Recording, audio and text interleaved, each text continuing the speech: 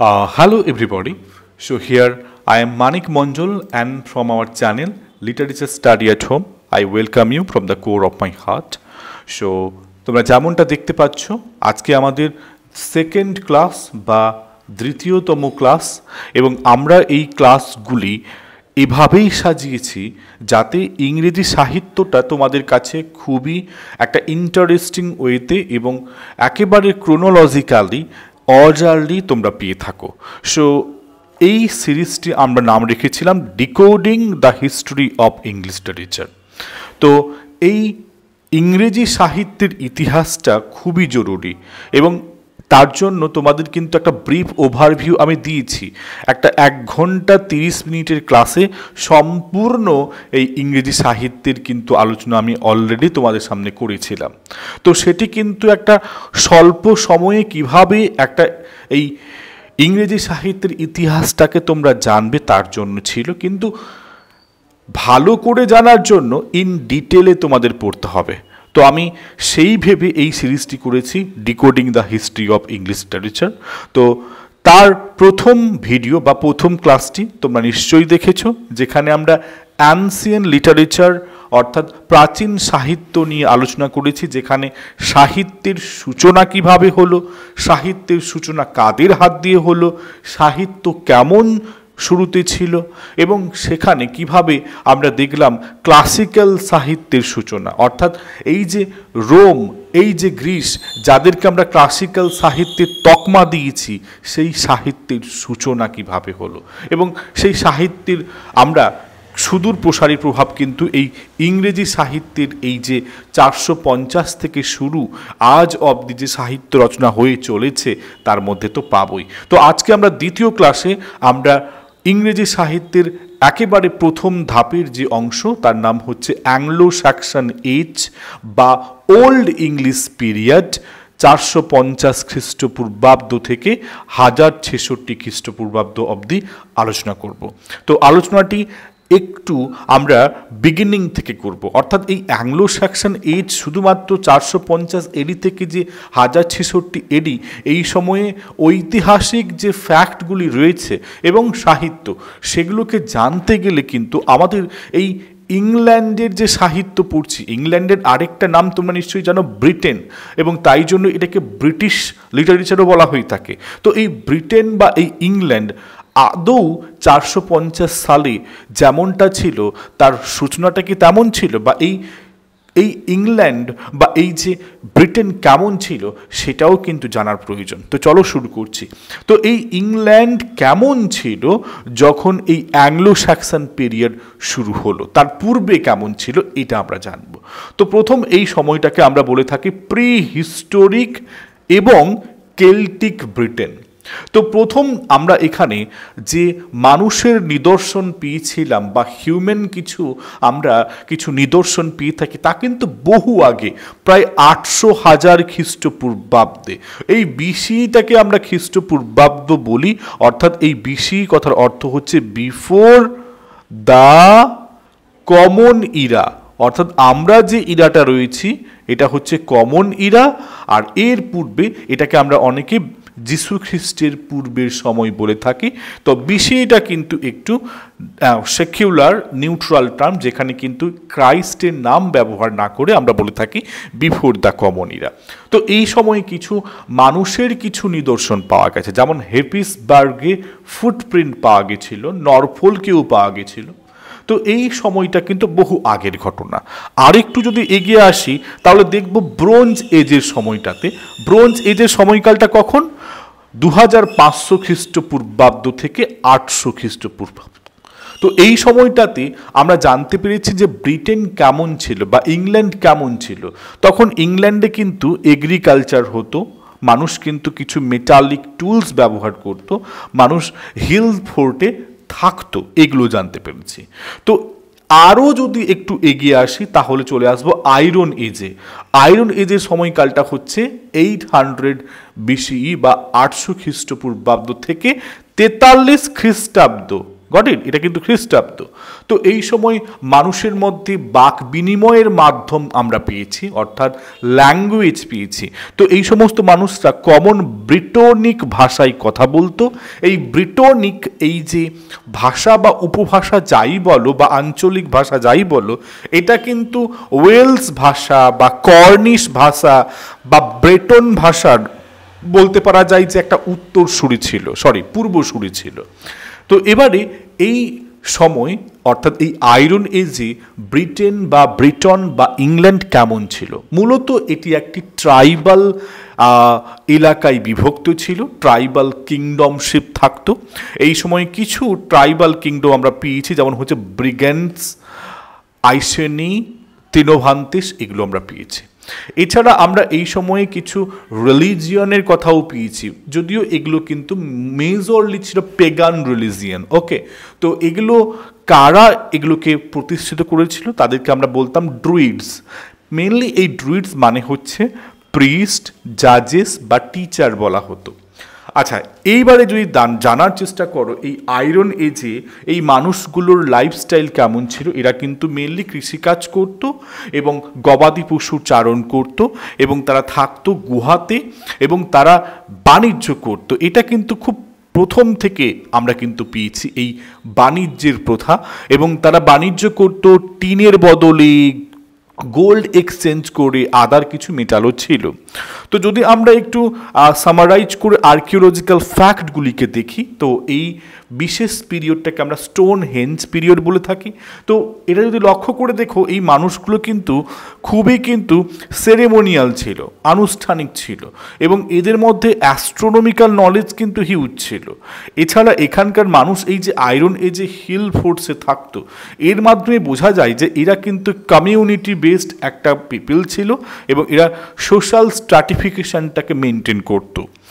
চলে আসবো আরেকটু এগিয়ে, অর্থাৎ ঠিক এই অ্যাংলো স্যাক্সন এজের পূর্বের সময়ের অংশ, অর্থাৎ যখন ইংল্যান্ডে বা ব্রিটেনে মেনলি ওখানে আধিপত্য গড়েছিল রোমানরা। তো ইংল্যান্ড বিফোর অ্যাংলো সেকশনের এই অংশে আমরা পেয়েছি রোমান ব্রিটেন, অর্থাৎ যেটা 43 খ্রিস্টাব্দ থেকে 410 খ্রিস্টাব্দ অবধি। তো এই সময় আমরা দেখলাম যে এম্পায়ার ক্লডিয়াস তিনি কি করলেন, এই ব্রিটনের এই যে ট্রাইবাল কিংডম রয়েছে সেগুলোকে কিন্তু আক্রমণ করলো এবং সেখানে একটা প্রদেশ গড়ে তুললো, তার নাম দিল ব্রিটানিয়া। ওকে, এবারে আমরা দেখব সেখানে রোমানরা তো ঢুকে গেল। এবারে রোমরা কি করলো, সেখানে তাদের কিন্তু আইন কানুন প্রশাসন চালু করছে। তো সেখানে লেগাটাস অগাস্টি অর্থাৎ ইম্পেরিয়াল গভর্নর, মানে একটা লোয়ার অর ইনফেরিয়র একটা এলাকাকে যখন একটা সুপেরিয়র কান্ট্রি ডমিনেট করে, সেখানে রুল স্থাপিত করে, তাকে আমরা বলি ইম্পেরিয়াল একটা গভর্নমেন্ট। সো এখানে আমরা কিছু অংশে এই ইংল্যান্ড বা এই ব্রিটেনটাকে বিভক্ত করতে দেখলাম। তারা ব্রিটানিয়া প্রাইমা, সেকুন্দা, ম্যাক্সিমা, সিজারিনিসিস অ্যান্ড ফ্লাভিস সিজারিনিসিস এরকম সব নাম দিতে লাগলো। তো এই সময়ে আমাদের ব্রিটেনে কিন্তু অনেক কিছু ছিল যেগুলো আনএক্সপ্লোর্ড, সেগুলো কিন্তু এক্সপ্লোর করতে থাকে এই রোমানরা। বিশেষ করে মাইনিং, যেমন করে নর্থ ইংল্যান্ড বা নর্থ ব্রিটেন থেকে সেখানে সীসা পাওয়া গেল, কর্নওয়াল থেকে টিন এবং ওয়েলস থেকে গোল্ড, এই সব কিন্তু তারা উত্তোলন করতে লাগলো। এছাড়া যদি দেখো এই সময় কিন্তু কৃষিকার্যেও কিন্তু অনেক ডাইভার্সিটি দেখা গেছিল। মানুষ এখানে হোয়েট, গম, বার্লি, এছাড়া ক্যাটল এবং বিশেষ করে রোমান যে ফসলগুলো কিন্তু রোমান টেকনিক কিভাবে ফার্মিং করা হয় এখানে কিন্তু ইমপ্লিমেন্ট হলো। এবারে এই রোমানরা কিন্তু বাণিজ্যে কিন্তু পটু করে তুললো এবং সেখানে তারা pottery system, coin system, wine system এই সব কিন্তু ইমপ্লিমেন্ট করলো এবং সেখানে ইম্পোর্ট এক্সপোর্ট শুরু করে দিল। তারা বিভিন্ন জায়গা থেকে ইম্পোর্ট করলো অলিভ অয়েল, বিভিন্ন কন্টিনেন্ট থেকে। এবার এই রোমানরা কিন্তু রিলিজিয়ানটাকে খুবই মান্যতা দিত। তো প্রথমে রোমানরা যখন এসেছিল তারা কিন্তু নিয়ে এসেছিল এক বিশেষ ধরনের রিলিজিয়ান, যাকে আমরা ইতিপূর্বে বহুবার আলোচনা করেছি, pagan gods. Pagan mean they are not in favour of praising any person, they are favoring some earthly objects like old trees, like ancient stone. So এই প্রাচীন প্রাচীন বড় বড় গাছ পাথর এগুলোকে উপাসনা করতো। তো পরে আমরা দেখতে পেলাম ক্রিশ্চিয়ানিটিও তারা কিন্তু নিয়ে এসেছিল এই ইংল্যান্ডে এবং স্থাপিত করেছিল। এবারে সাহিত্য এই শেখা এবং মানুষকে শিক্ষিত করা, তো এই লিটারেসি এটাও কিন্তু মানে সাক্ষরতার হারও বাড়তে থাকে। মানুষ কিন্তু আগে এই মূলত এই আদিবাসী গোত্র ছিল, তো মানুষ শিক্ষিত হতে শুরু করে এই রোমানদের দ্বারা, এবং তখন যে ভাষা সর্বাধিকভাবে গৃহীত ছিল তা ছিল কিন্তু ল্যাটিন ভাষা। এবারে চলে আসবো একদম শেষ পার্টে, অর্থাৎ আমাদের অ্যাংলো সেকশন পিরিয়ডের সূচনার জাস্ট আগের মুহূর্তে আমরা যখন দেখছি যে the end of Roman Britain, অর্থাৎ এই যে ব্রিটেনে রোমের আধিপত্য খর্ব হচ্ছে। তো আমরা দেখতে পেলাম যে ডিক্লাইন অফ রোমান অথরিটি হচ্ছে 3rd and 4th সেঞ্চুরিতে মেনলি, এবং বিশেষ করে এখানে সিভিল ওয়ার হচ্ছে রোমানদের মধ্যে, নিজেদের মধ্যে। তখন ইকোনমিক্যাল ক্রাইসিস হচ্ছে, মানুষরা খুবই হতবম্বিত হয়ে পড়ছে। এছাড়া কিছু বারবারিয়ান কিছু আক্রমণও ঘটছে, অর্থাৎ নিশ্চয়ই তোমরা জানো এই সময় জার্মান থেকে অনেক বহিঃশত্রুর আক্রমণ আসে। তো রোমান সোলজাররা তারা কি করে, ব্রিটেন থেকে পালিয়ে যায় এবং এই 410 শতকটাকে ধরা হয়ে থাকে। তারপরে কিন্তু এই ইংল্যান্ডে একের পর এক জার্মান এই যারা ট্রাইবরা থাকে তারা এসে এখানে এক একটা দ্বীপটাকে নিজেদের কিন্তু অধিগ্রহণ করতে থাকে। তো এই ফলাফল কি হলো দেখো, নেটিভ ব্রিটেনস ল্যাকড সেন্ট্রালাইজড ডিফেন্স। তার জন্য কি হলো, যেহেতু একনায়ক সবার এককেন্দ্রিক একটা প্রয়াস নেই, তার জন্য কি হলো আমরা দেখতে পেলাম এখানে ছোট্ট ছোট্ট রাজ্যে বিভক্ত হয়ে গেল, যেমন পিক্স নর্থে, স্কটস, আয়ারল্যান্ড, এরও সব কি হলো আক্রমণ করে দিল। অর্থাৎ নর্থ থেকে আমরা পিক্সদের পেলাম, স্কটসরা এলো আয়ারল্যান্ড থেকে, এই ইংল্যান্ড থেকে আক্রমণ করলো। তারপরে তো জার্মানরা আসবে, তোমরা পাবে এইগুলোকে। আমি এটাকে যখন আমি ওল্ড ইংলিশ বা অ্যাংলো সেকশন পিরিয়ডের সূচনা করব, তো চলো সেখানে চলো। এই যে the historical background of this age, that is the Anglo Saxon period. Okay, so এটার সময়কাল আমরা রাফলি 450 থেকে 1066 বলে থাকি। তো কিভাবে শুরু হলো, কিছু জার্মানিক ট্রাইব এই ইংল্যান্ডে এসে সেটেলমেন্ট করতে থাকে। তার মধ্যে প্রধান ছিল অ্যাংলিশ, স্যাক্সনস এবং জুটস। তো এরা সবাই কি জার্মানিক ট্রাইবস। তারা কি করলো, মাইগ্রেট করলো নর্দার্ন ইউরোপ থেকে কোথায়, এই ব্রিটেনে, যখন এই রোমান এম্পায়ার এখান থেকে লেজ গুটিয়ে পালিয়ে গেল। সো তারা কি করলো, এখানে এই যে নেটিভ প্লেসগুলো যারা ডিসপ্লেসড হয়ে গেছিলো, ছোট্ট ছোট্ট কিংডমে হয়ে গেছিলো, সেগুলোকে তারা কী করলো, গ্র্যাজুয়ালি তারা নিজেদের অধিগ্রহণ করতে থাকে। যেমন বিশেষ করে Northumbria, Mercia, East Anglia, Kent, Essex, Sussex, Wessex, এগুলো সব কিন্তু নিজেদের রাজত্ব গড়ে তোলে। ওকে, তো মেনলি কেল্টিক পিপিলদেরকে তারা কিন্তু অধিগ্রহণ করে ফেলে। তো এই অ্যাংলো সেকশন পিরিয়ডেরও সমাপ্তি ঘটে, নিশ্চয়ই তোমরা জানো 1066-তে নরমান কনকুয়েস্ট, বা এটাকে বলা হয়ে থাকে দ্য ব্যাটল অফ হেস্টিংস, যখন উইলিয়াম দ্য কনকারার তিনি এই ওল্ড ইংলিশ পিরিয়ডের যিনি রাজা হ্যারোল্ডকে পরাজিত করে, এবং এবারে এই যে ল্যাটিন এই যে অ্যাংলো স্যাক্সন পিরিয়ড এর সমাপ্তি ঘটে। এরপরে শুরু হয় অ্যাংলো নরমান অর্থাৎ ফ্রেঞ্চ কালচার। ইতিপূর্বে ল্যাটিন কালচার ছিল, এরপরে 1066 পরে আসবে ফ্রেঞ্চ কালচার বা নরমান কালচার। সো এটা আমরা কিন্তু পরবর্তী ক্লাসে আলোচনা করব। তো এবারে এই অ্যাংলো স্যাক্সন পিরিয়ডের প্রথম দিকে আমরা যদি দেখি যে রিলিজিয়ান কেমন ছিল, এখানকার মানুষের লাইফস্টাইল কেমন ছিল, তো এখানে কিন্তু পেগান বিলিভ মেনলি ছিল। তারা এই প্যাথেনিয়ন বা প্যান্থিয়ন, এই যে কিছু গডকে তারা বিশ্বাস করতো, যেমন হচ্ছে ওডিন, উডেন, থুনর বা থর, টায়ার অর টিউ। সো এরা মানুষরা কিন্তু নিজেদের মতো করে তারা এই পেগান বিলিফে বিশ্বাস করত, এবং তারা মনে করতো হিউম্যান ডেস্টিনি, মানুষের ভাগ্যটা অধিকাংশই ফিক্সড, তাদের ভাগ্যে যা লেখা আছে তাই হতো। তাই ভাগ্যের দেবীকে তারা ফেট অর ওয়ার্ড বলতো, এবং তারা বিশ্বাস করতো মানে এই কি বলবো, মারা যাওয়ার পরে মানুষকে বুরিয়াল করা, অর্থাৎ তাদের কবরস্থ করা, এবং তারা যেমন করে জানতো অর্থাৎ সেই যখন বুরিয়াল হতো, তারা যেহেতু মেনলি যুদ্ধ করতো, তারা যখন মৃত্যুশয্যায় শুয়ে থাকতো মাটির নিচে, তাদের সেখানে যুদ্ধের সরঞ্জাম, তাদের অনেক কিছু সেখানে কিন্তু দিয়ে দেওয়া হতো। তো যাই হোক, এগুলো চলছিল। ঠিক 597 খ্রিস্টাব্দে একটি অভূতপূর্ণভাবে পরিবর্তন ঘটে, যখন ইংল্যান্ডে খ্রিস্টান ধর্ম আসে। এবং কে নিয়ে আসে?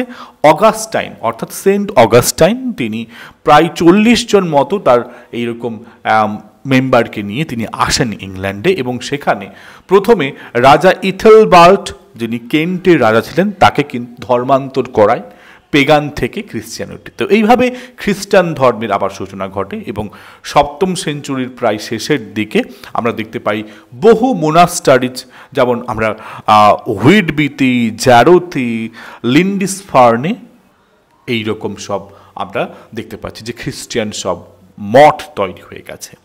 তো এই সময় যে কনভার্সন হচ্ছে, যেখানে একদিকে তো পেগান হিরোইজম, ব্রুটালিজম তো রয়েছে, আবার আরেক দিকে খ্রিস্টান ধর্ম এসে মোরালিটি শেখাচ্ছে, গুড অর ব্যাডের মধ্যে পার্থক্য।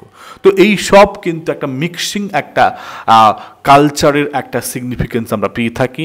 এই যুগের অন্যতম মহাকাব্যে তার নাম হচ্ছে বিউল। তো আমরা আসবো সাহিত্যের অংশে, তবে তার আগে আমরা এই সময়ে ল্যাঙ্গুয়েজ কেমন ছিল, এই সময়ে যে লিটারারি জনরাজগুলি ছিল, সেইগুলো একটু দেখে নেব। তো এই সময়ে মানুষরা যে ভাষায় কথা বলতো, সেটা এক প্রকার জার্মানিক ল্যাঙ্গুয়েজ ছিল, এবং তাকে আমরা ওল্ড ইংলিশ বলে থাকি। এবং এদের ভাষায় অধিকভাবে অ্যালিটারেশন বা অনুপ্রাস ব্যবহার করা হতো।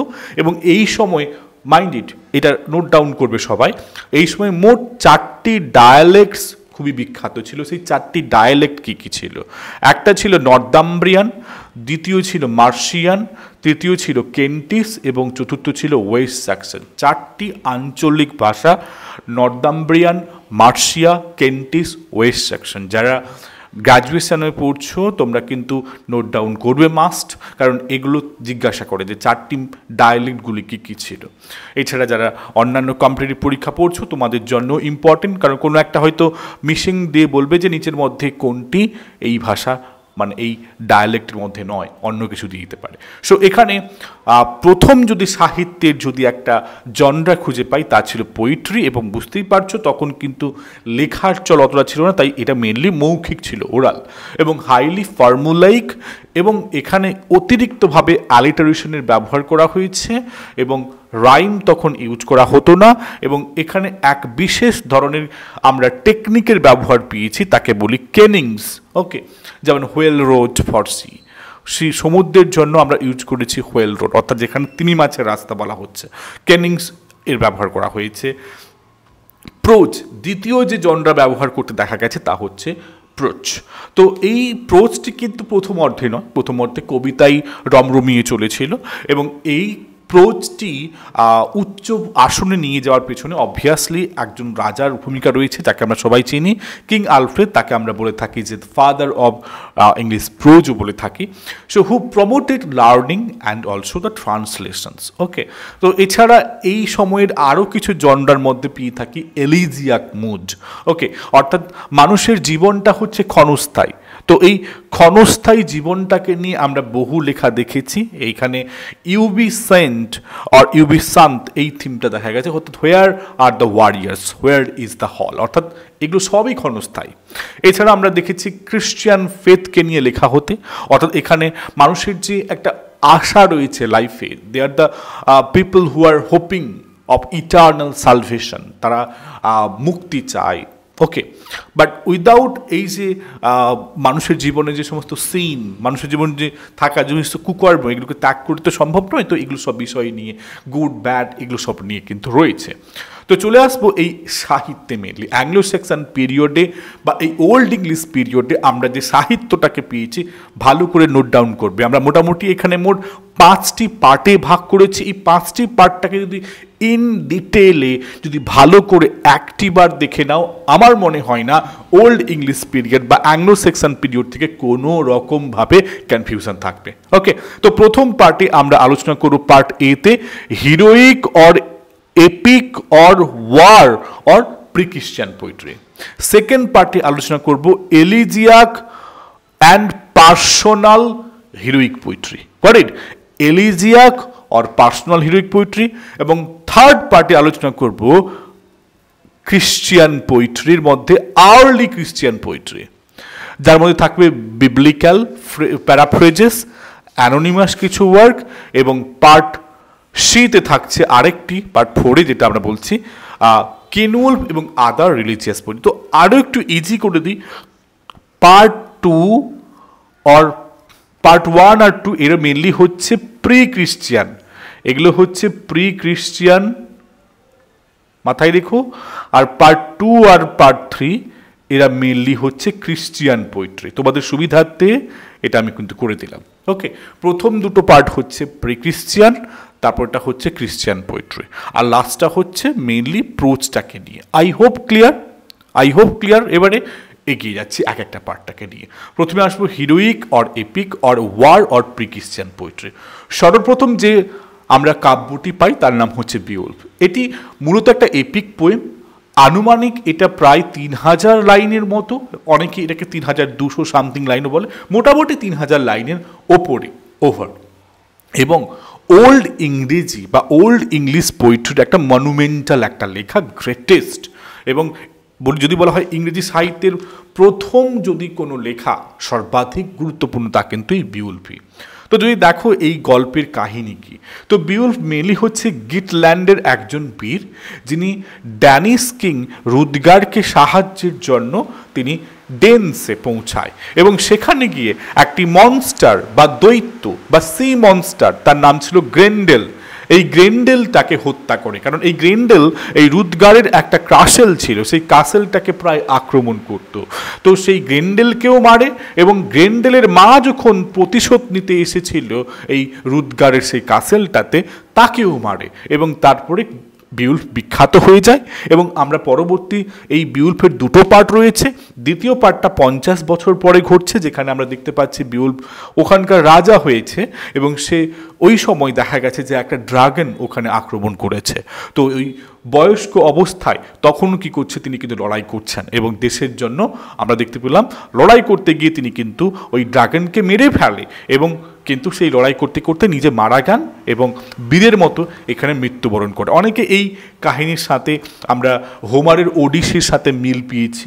তো এখানে যদি দেখো যে এই কাহিনীর বা এই মহাকাব্যের থিম কি কি, তাহলে অবশ্যই বীরত্ব রয়েছে, ভাগ্য, অবশ্যই ফেট রয়েছে, এছাড়া লয়ালটি টু লর্ড রয়েছে, এছাড়া এখানে পেগান ভ্যালুজ এবং ক্রিশ্চিয়ান মোরালিটি নিয়ে তো অবশ্যই রয়েছে। এখানে যদি সাহিত্যের কিছু আমরা যে সমস্ত টেকনোলজি বা স্টাইল ইউজ হয়েছে, যেমন হচ্ছে অ্যালিটারেশন, কেনিংস, মেটাফরিক্যাল কম্পাউন্ডস, যেমন বললাম কেনিংস, ফর্মুলেটিক এপিথেট, এগুলো ব্যবহার করা হয়েছে।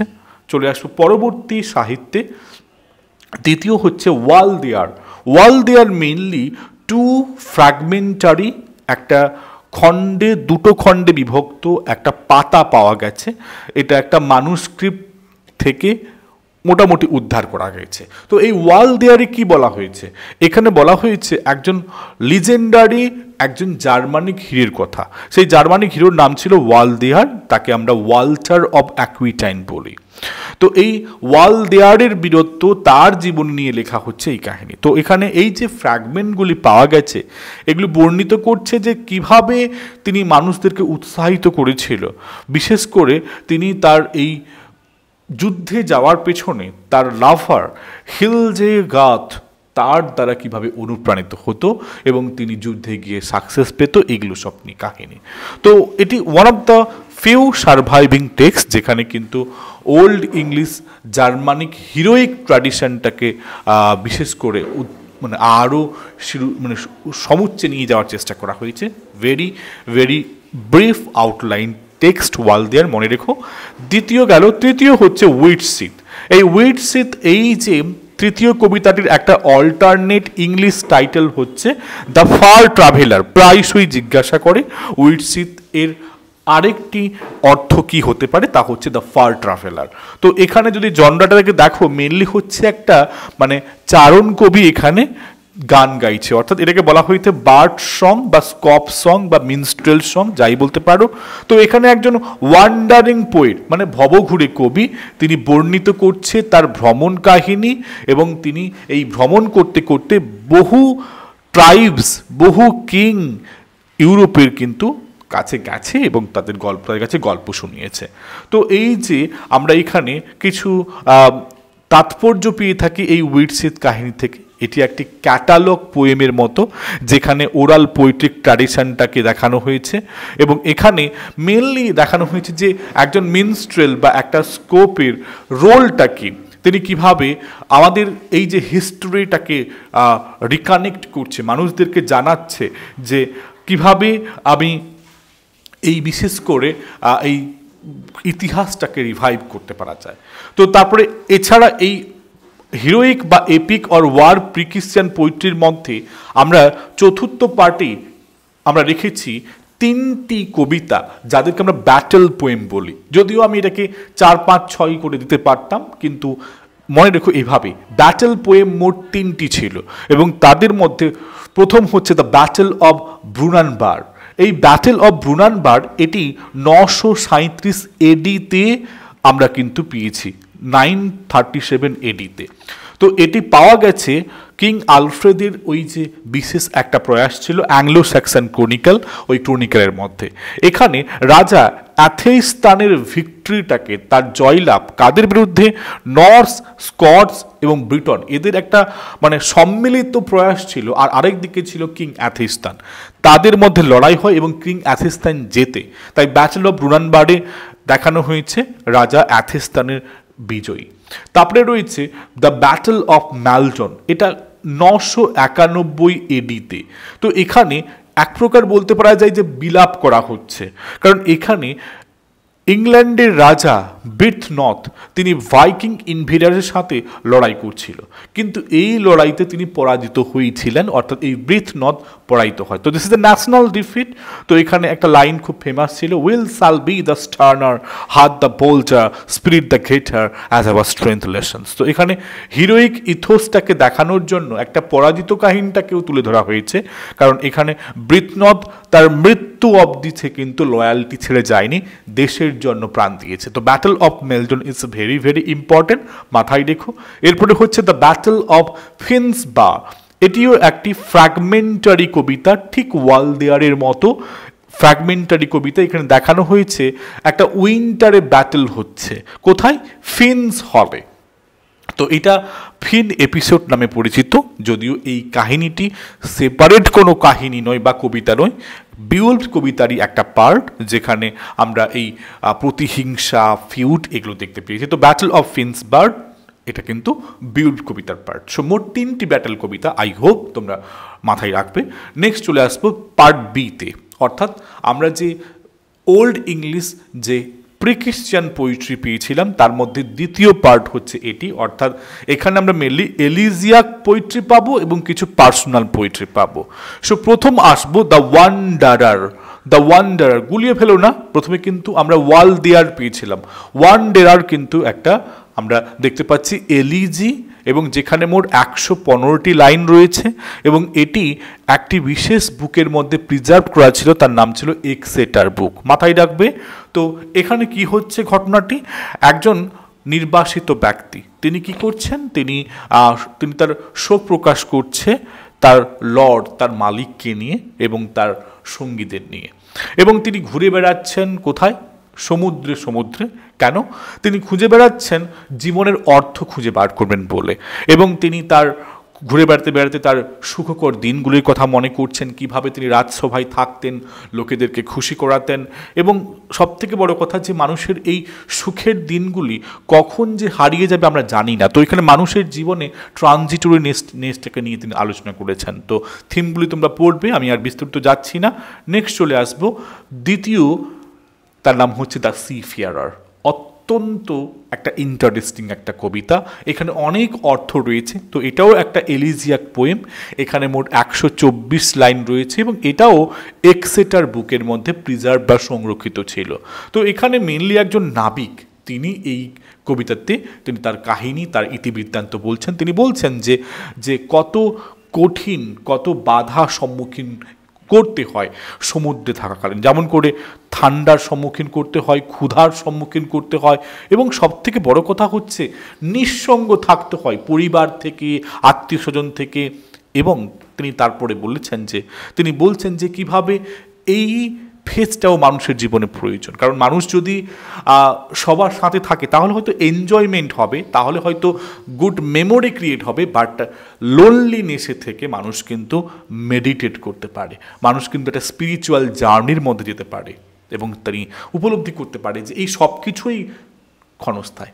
তো এটাও কিন্তু এই ট্রানজিটরিনেস অফ লাইফ নিয়ে এখানে বলেছে। তো তোমরা এখানে আরও বিস্তৃত আছে অংশ, সেগুলো দেখবে। নেক্সট আসবো দ্য রুইন, অত্যন্ত গুরুত্বপূর্ণ আরেকটি কবিতা। দ্য রুইন এটি কিন্তু একটি ফ্র্যাগমেন্টারি পোয়েম, অর্থাৎ এটাও কিন্তু সম্পূর্ণ আমরা পাইনি, বুঝতেই পারছো তখন প্রিজার্ভেশনের অত সুব্যবস্থা ছিল না, তাই হারিয়ে যাওয়াটা কিন্তু খুব স্বাভাবিক। তো এটাও কিন্তু প্রিজার্ভ হয়েছিল এক্সেটার বুকে, এবং এখানে আমরা দেখতে পাচ্ছি একজন যিনি এই কবিতায় যিনি বক্তা, তিনি একটা বিধ্বস্ত, ডিস্ট্রয়েড, ডেজোলেট একটা শহরের সামনে দাঁড়িয়ে তিনি খুব শোক পালন করছে এই শহরটার কি অবস্থা। তো মেনলি এখানে রোমান সেটেলমেন্ট যে বিশেষ শহরে হয়েছিল বাথ, সেই বাথ শহরটা খুব রিচ ছিল ইকোনমিক্যালি সেই শহরের সামনে। তো এখানে মেনলি দেখানো হয়েছে যে এই এত কিছু আভিজাত্য একটা টাইম এই বাথ শহরে কত কি ছিল, আজকে কিছু নেই। তো এখানে রুইন্ড সিটিকে নিয়ে এখানে বলতে পারা যায় যে এক প্রকার এখানে তিনি মানে কি বলবো রিকল করছে তার পাস্ট গ্লোরি। তো এটাকে রিকালেকশন বলতে পারি, তো এটাও একটা এলিজি। নেক্সট চলে আসবো দ্য ওয়াইফস ল্যামেন্ট, পুরোপুরি টাইটেলের মধ্যে এলিজির টার্মটা আমরা পাচ্ছি। তো এটি হচ্ছে মনোলুগ, নিশ্চয়ই জানো স্বগতোক্তি, একা যখন কেউ কথা বলে। তো এটিও এক্সেটার বুকে প্রিজার্ভড হয়েছিল। এখানে মেনলি একজন ওয়াইফ, একজন মহিলা, তিনি বলছেন তার জীবনের দুঃখ নিয়ে, কেন সে তার হাজবেন্ডের থেকে দূরে রয়েছে, সেপারেটেড রয়েছে। তো কেন সেপারেট এটা কিন্তু ক্লিয়ার নয় কবিতায়, সম্ভবত সে হয়তো বন্দি অবস্থায় রয়েছে, হয়তো তাকে নির্বাসিত করা হয়েছে, বা হয়তো তাকে বাধ্য করা হয়েছে যে তার হাজবেন্ডের সঙ্গী সাথীদের থেকে তাকে দূরে রাখতে হবে, এই জন্যে হয়তো। তো এই দ্য ওয়াইফস ল্যামেন্ট এটাও এলিজির মধ্যে পড়ে। ফিফথ হচ্ছে দ্য হাজবেন্ডস মেসেজ, তো এটিও একটি বলতে পারা যায় যে এলিজি, এবং যেখানে পার্সোনাল টোন রয়েছে, আগেরটাতেও পার্সোনাল টোন, অর্থাৎ যদি ওয়াইফস ল্যামেন্টটা দেখো, তো এটিও একটি কবিতা যেখানে মেনলি ফ্র্যাগমেন্টারি এবং এক্সেটার বুকে রয়েছে। তো এই হাজবেন্ড তিনি কিন্তু এক্সাইল্ড, নির্বাসিত রয়েছেন, সমুদ্রের ওপারে থাকেন, এবং তিনি তার স্ত্রীকে মেসেজ পাঠাচ্ছেন। প্রবাবলি তখন তো আর চিঠি বা ইমেল বা এই হোয়াটসঅ্যাপ মেসেজ থাকতো না, তখন কি হচ্ছে কাঠেই ওই খোদাই করে কার্ভ করে করে পাঠাচ্ছে তার স্ত্রীর কাছে। কেন? Asking her to join him in his new homeland, তার নতুন দেশে তার সাথে যেন তিনি একসাথে থাকেন। তো লাস্ট চলে আসবো, প্রায় শেষের দিকে আমরা চলে এসেছি, উলফ অ্যান্ড উডওয়াকার। তো উলফ অ্যান্ড উডওয়াকার এটি একটি ছোট এনিগম্যাটিক একটা লিরিক পোয়েম, এটাও এক্সেটার বুকে পাওয়া গেছে। তো এখানে একজন মহিলাকে পাচ্ছি আমরা, এ ওমেন, যাকে আমরা দেখতে পাচ্ছি তার প্রেমিককে তিনি উদ্দেশ্য করে বলছেন, তার প্রেমিকের নাম হচ্ছে উলফ। তো এই এ ওমেন, এই মহিলাটি তার প্রেমিককে অর্থাৎ উলফকে বলছেন কি তার অনুপস্থিত জন্য, তিনি তাকে পাচ্ছেন না বহুদিন ধরে, তাকে তিনি পাশে পাচ্ছেন না।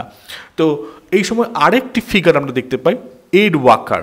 তো এড ওয়াকারকে সম্ভবত তার হাজবেন্ড, ওকে, এবং তাকে তিনি এখানে অনুশোচনা করে বলছেন, বা তাকে তার জীবনে তিনি হয়তো খুশি নয়, ওকে, তাই তিনি উলফকে চাইছে তার জীবনে ইড ওয়াকার সঙ্গে থাকা সত্ত্বেও, ওকে। তো যেখানে মানে বলতে পারি যে সেক্সুয়াল ফ্যান্টাসি যাই হতে পারে কিনা, তো এটা পার্সোনাল টোন এখানে রয়েছে, ওকে। তো মোটামুটি দ্বিতীয় পার্ট গেল। তো প্রি ক্রিশ্চিয়ান পোয়েট্রি নাও ওভার, আমরা এবারে ক্রিশ্চিয়ান পোয়েট্রিতে ঢুকছি।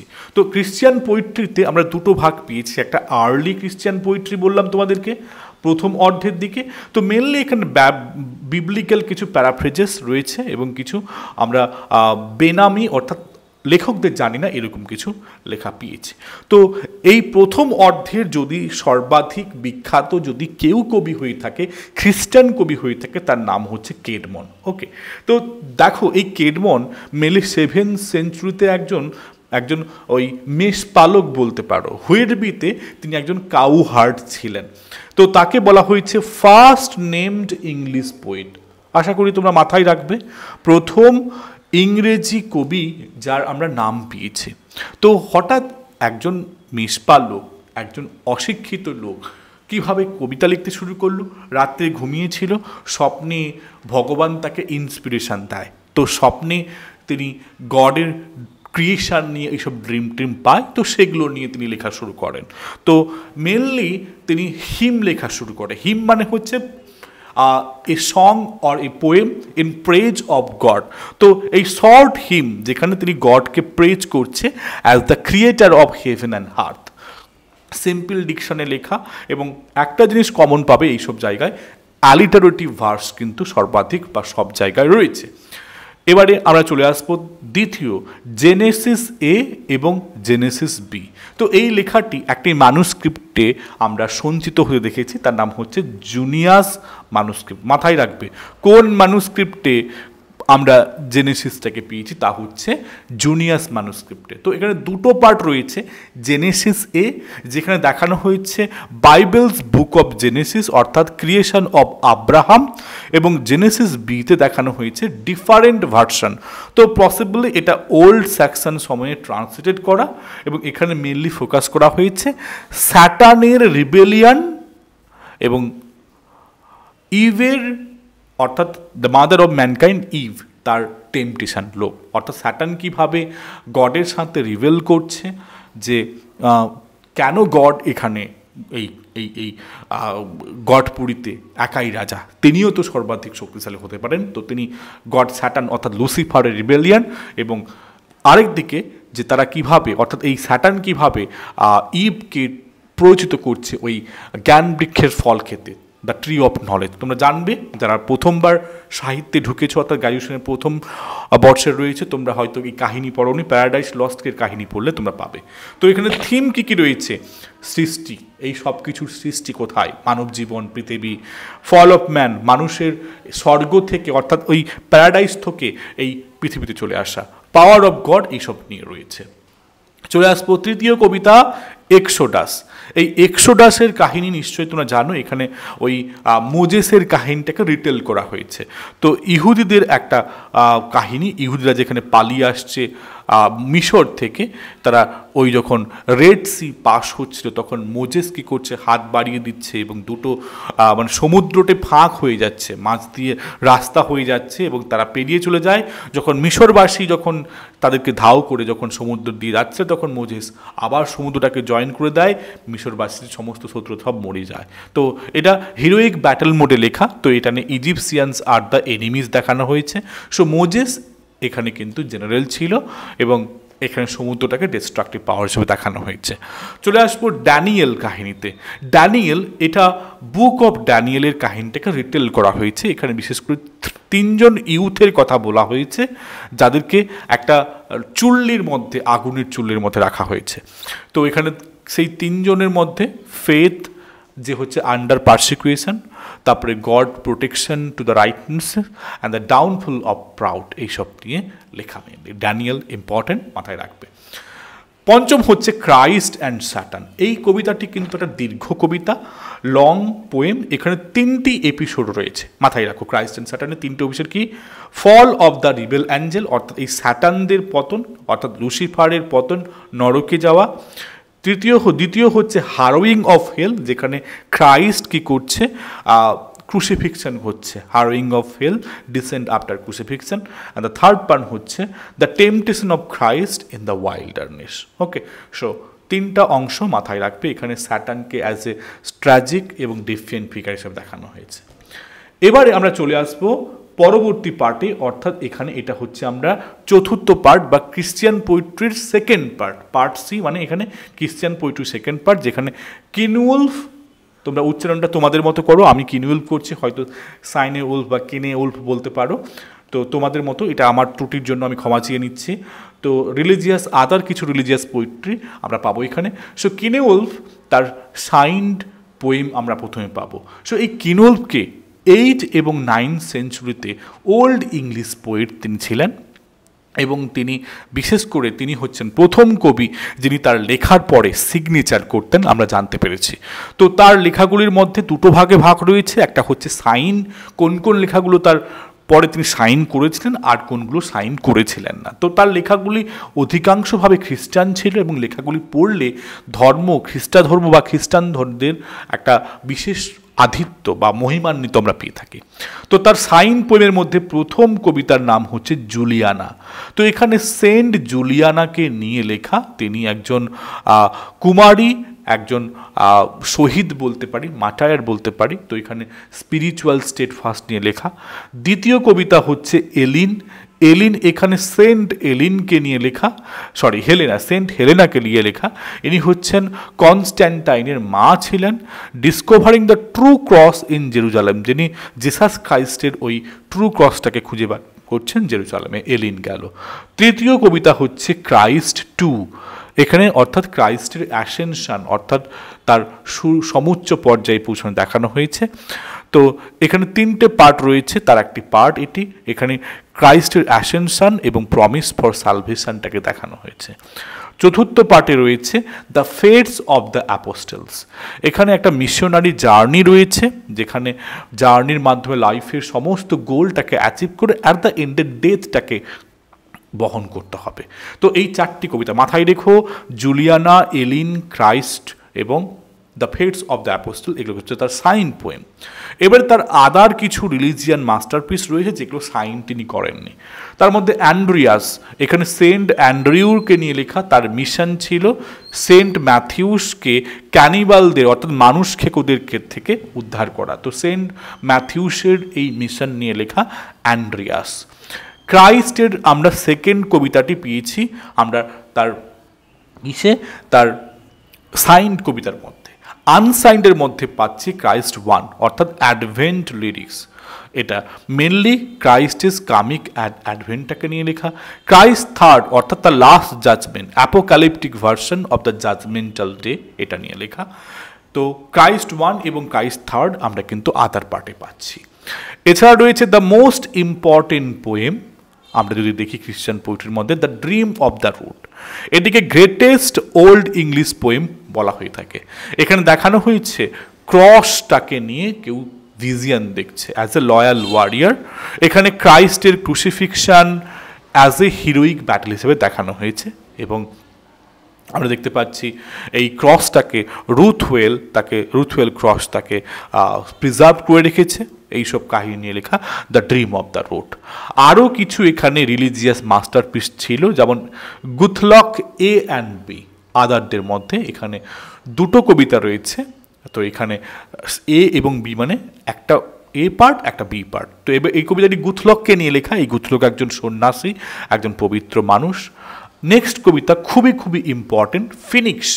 এই ফিনিক্স হচ্ছে একজন মিথিক্যাল পাখি।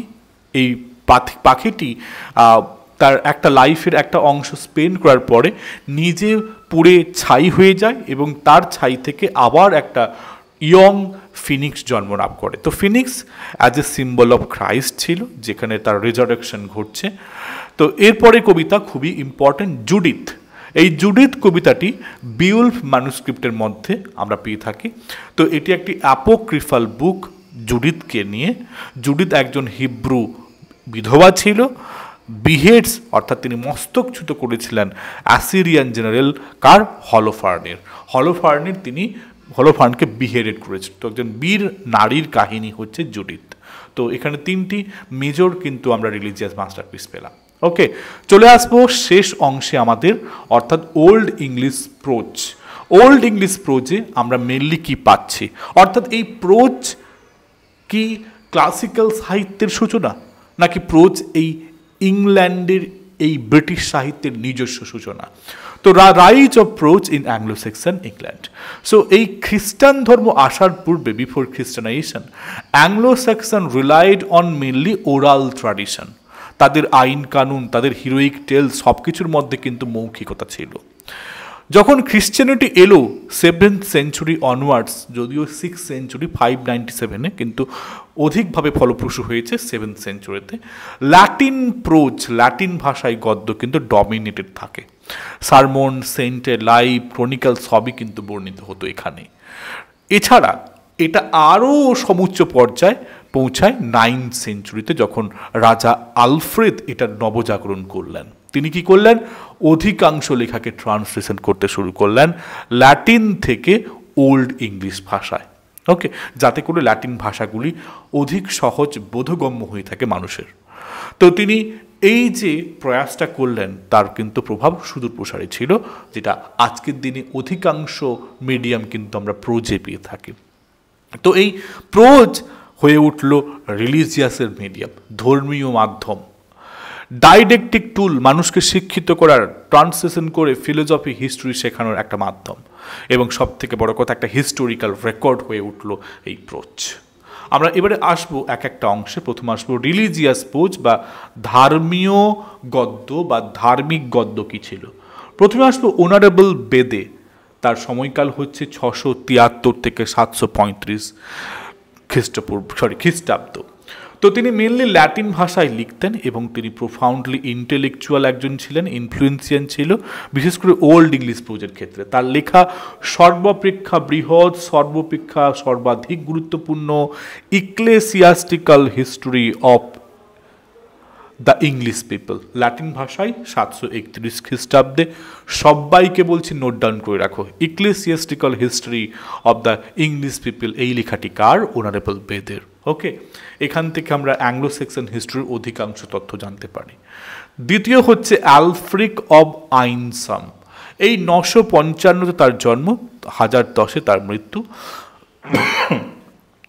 ওল্ড ইংলিশ প্রোজ লেখার অন্যতম একজন লেখক এবং তিনি স্টাইলিস্ট হিসেবে বেশিভাবে বিখ্যাত। তার লেখা হোমিলিজ এবং সেন্টের লাইভ খুবই খুবই বিখ্যাত। তার লেখাগুলি এখানে এক এক করে লেখা রয়েছে, ক্যাথলিক হোমিলিজ, লাইভস অফ সেন্টস এবং গ্রামার অ্যান্ড গ্লসারি, যেটা মেনলি প্রথম অ্যাটেম্পট ছিল at teaching Latin in English. Next যিনি রয়েছেন তার নাম হচ্ছে উলফস্টন, ইনিও একজন কবি। তিনি মেনলি একজন আর্চ বিশপ ছিলেন ইয়র্কের। তিনি তার বেস্ট লেখা ছিল সার্মো লুপি অ্যাড অ্যাংলোস, অর্থাৎ sermon of the wolf to the English.